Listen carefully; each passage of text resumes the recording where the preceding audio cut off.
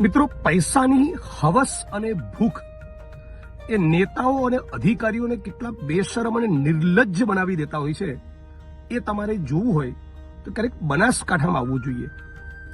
રાજસ્થાનથી એક દિવસ નથી જતો કે જ્યાંથી દારૂની રેલમછેલ બનાસકાંઠા જિલ્લા અને બનાસકાંઠા મારફતે આખા ગુજરાતમાં એ રેલમછેલ ના થતી હોય.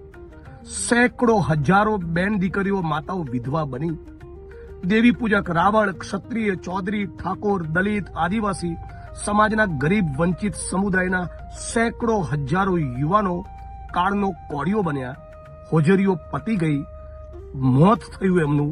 અને એ છતાં બનાસકાંઠા જિલ્લાના ઉચ્ચ આઈપીએસ અધિકારીઓની પૈસાની ભૂખ સંતોષાતી નથી.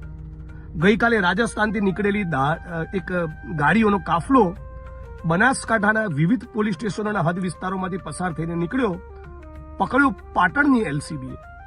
મતલબ કે બનાસકાંઠા પોલીસ આમાં કોમ્પ્રોમાઇઝ છે. હું બનાસકાંઠાની જનતાને કહેવા માંગુ છું કે 15મી ઓગસ્ટે આપણે બધા સાથે મળીને તિરંગો લહેરાવીએ. પણ જો આ બનાસકાંઠા પોલીસ સુધરવા માંગતી ન હોય, મારા આટલા પ્રયત્નો, આટલી વિનંતીઓ, આટલી રેડો છતાં બનાસકાંઠા પોલીસ સુધરવા માંગતી ન હોય, એસપી અને આઈજીની શાન ઠેકાણે ન આવતી હોય, તો આપણે મોટી સંખ્યામાં 15મી ઓગસ્ટે જ્યાં કલેક્ટર શ્રી બનાસકાંઠા એ તિરંગો લહેરાવાના છે ત્યાં એમની સાથે તિરંગો લહેરાવીએ, રાષ્ટ્રધ્વજને સલામી આપીએ. પણ પોતાના તાલુકા અને પોતાના ગામમાં ક્યાં ક્યાં દારૂના અડ્ડા ચાલે છે એ જાહેર મંચ ઉપર એની ચિઠ્ઠી આપવા બધાએ સાથે મળીને 15મી ઓગસ્ટે બરાબર 9 વાગે આપણે પહોંચવું જોઈએ. અલ્ટિમેટમ બનાસકાંઠા પોલીસને આપું છું. શરૂઆત તરીકે પાલનપુર શહેરના અડ્ડા જડબે સલાક બંધ કરાવો.